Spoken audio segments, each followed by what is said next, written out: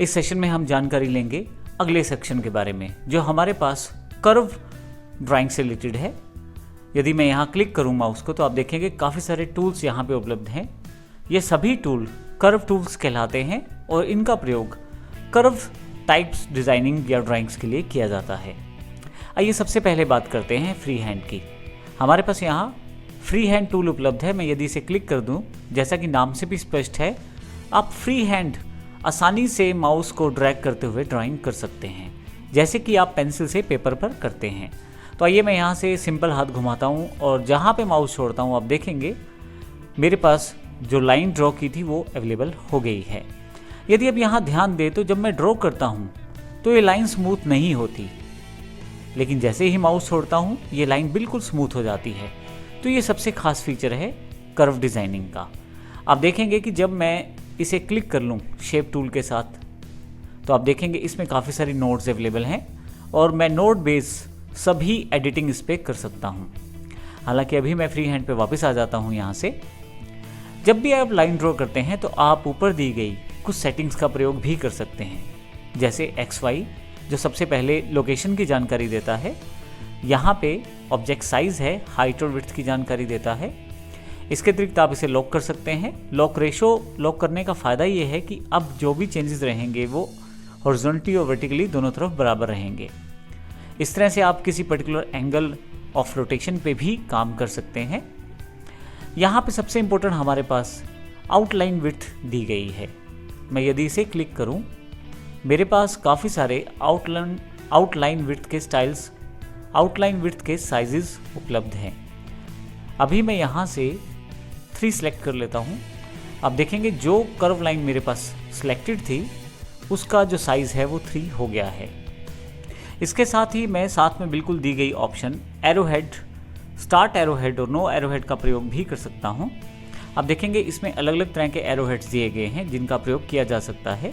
इसके लिए सबसे पहले मैं पिक टूल का प्रयोग करता हूँ और अपनी जो कर्व लाइन है उसको सिलेक्ट कर लेता हूँ। अब यहाँ से मैं कोई भी एरोहेड लगा सकता हूँ। अब देखेंगे शुरू में एक एरोहेड जुड़ गया है। आप चाहें तो एरोहेड्स का शेप भी चेंज कर सकते हैं यहाँ से।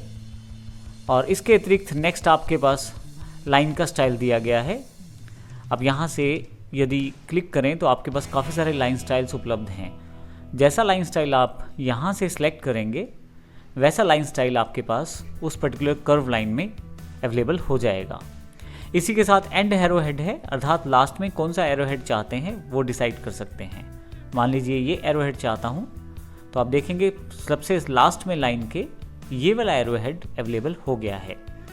तो इस तरह से आप इन ऑप्शंस का प्रयोग करते हुए आसानी से कोई भी शेप, आप किसी भी लाइन को ड्रॉ कर सकते हैं फ्री हैंड के द्वारा। आप न केवल लाइन ड्रॉ कर सकते हैं बल्कि बेसिक शेप्स को भी आसानी से ड्रॉ कर सकते हैं। जैसे मैं यहाँ से फिर से फ्री हैंड चुन लेता हूँ और यहाँ से मैं कुछ ड्रॉ करना चाहता हूँ रेक्टेंगुलर के रूप में, तो आप देखेंगे रेक्टेंगुलर की शेप कुछ बनी है। लेकिन यदि मैं बिल्कुल स्ट्रेट रेक्टेंगल ड्रॉ करना चाहता हूँ तो मैं शिफ्ट का प्रयोग कर सकता हूँ साथ में। इसके लिए यहाँ पे मैं जैसे ही माउस को लेफ़्ट क्लिक पहली बार करता हूँ उसके पश्चात देखिए अभी लाइन जो है वो स्ट्रेट नहीं है। जैसे ही यहाँ से मैं शिफ्ट प्रेस करता हूँ और अब देखें आप ये लाइन लॉक हो गई है, बिल्कुल स्ट्रेट लाइन की तरह दिखाई दे रही है।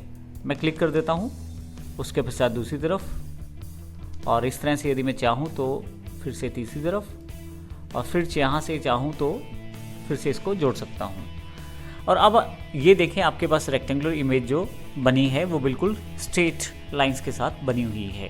तो इस तरह से आप आसानी से किसी भी इमेज को ड्रॉ कर सकते हैं। इसके लिए मैंने यहाँ पे हेयर लाइन विड्थ को 16 कर लिया है और फ्री हैंड टूल के साथ कुछ ड्रॉ करना चाहता हूँ तो आप देखेंगे एक पर्टिकुलर कलर के साथ इसे ड्रॉ किया जा रहा है, क्योंकि उस कलर को मैंने यहाँ से सिलेक्ट कर लिया है। सिलेक्ट करने के लिए आपको यहाँ पे राइट क्लिक का प्रयोग करना है।